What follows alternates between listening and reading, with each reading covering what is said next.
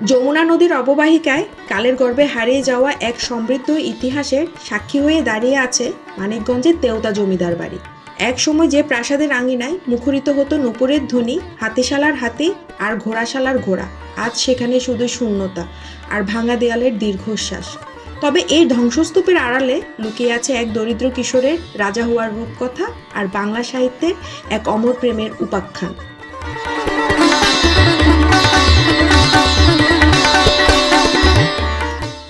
ইতিহাস ঘাটলে জানা যায় 1700 শতকের শুরুতে এই জমিদার বাড়ির গোড়াপত্তন করেন পঞ্চানন সেন। প্রায় 7.38 একর জমির উপর নির্মিত এই বিশাল রাজপ্রাসাদে রয়েছে ছোট বড় মিলিয়ে মোট 55টি কক্ষ।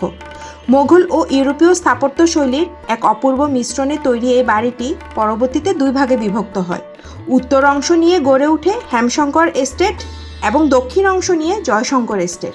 এস্টেটের সামনেই রয়েছে বিশাল নাট মন্দির এবং পূর্ব দিকে জমিদারদের অন্তর্মহল।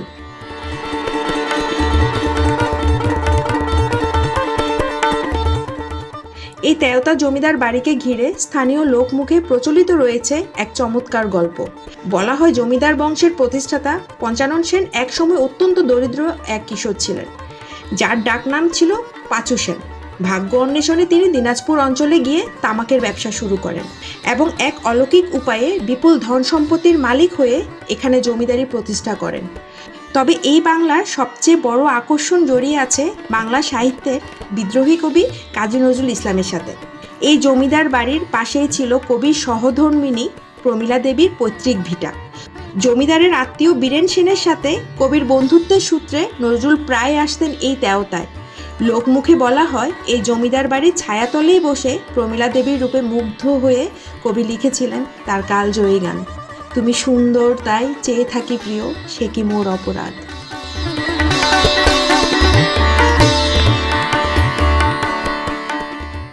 1947 সালে দেশভাগের পর জমিদাররা এই বাড়ি ছেড়ে ভারতে চলে যান। এরপর 1957 সালে জমিদারি প্রথা বিলুপ্ত হলে এটি সম্পূর্ণ পরিত্যক্ত হয়ে পড়ে। দীর্ঘ সময় সংস্কারের অভাবে আজ এক ধ্বংসস্তূপে পরিণত হয়েছে এই ঐতিহাসিক নিদর্শন। বর্তমানে এটি প্রত্নতত্ত্ব অধিদপ্তরের অধীনে থাকলেও এর সিংহভাগই এখন বেদখল। নজরুল প্রমীলার স্মৃতিবিজড়িত এই তেওতা জমিদার বাড়িকে ঘিরে একটি আধুনিক পর্যটন কেন্দ্র এবং জাদুঘর নির্মাণের দাবি স্থানীয়দের দীর্ঘদিনের। সরকারি ও বেসরকারি পৃষ্ঠপোষকতায় যদি এই ঐতিহ্যকে টিকিয়ে রাখা যায় তবে বেঁচে থাকবে আমাদের গৌরবময় অতীত। নয়তো প্রকৃতির নিয়ম আর মানুষের অবহেলায় একদিন হয়তো হারিয়ে যাবে শতবর্ষী এই তেওতা জমিদার বাড়ি।